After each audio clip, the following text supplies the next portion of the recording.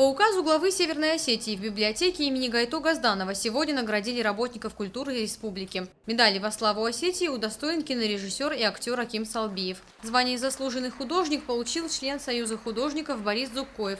Еще 9 человек стали заслуженными работниками культуры. Это ведущие программ, музыканты, методисты районных учреждений культуры, преподаватели. Я хочу пожелать всем работникам культуры процветания, чтобы достигли высот творческих, здоровья в первую очередь, чтобы были силы все это делать, ну и, конечно же, стабильности, чтобы всегда нужен стимул, чтобы всегда был стимул, к чему стремиться, и чтобы всегда все цели были достигнуты, все поставленные задачи. С праздником всех!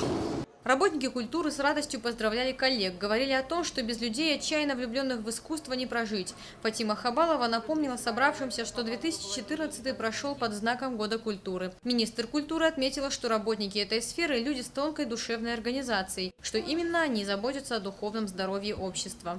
Это творческие люди. Их работа связана прежде всего с формированием человеческой души. Мало того, что у них такие души красивые, широкие, добрые, они еще такие души формируют у зрителя, у читателя, у учащегося музыкальной школы.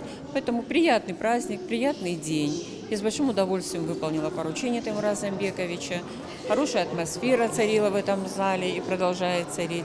Я думаю, что такие праздники нам позволяют еще раз друг другу сказать добрые слова и высказать добрые пожелания. В завершении торжественного мероприятия всех собравшихся ожидал праздничный фуршет.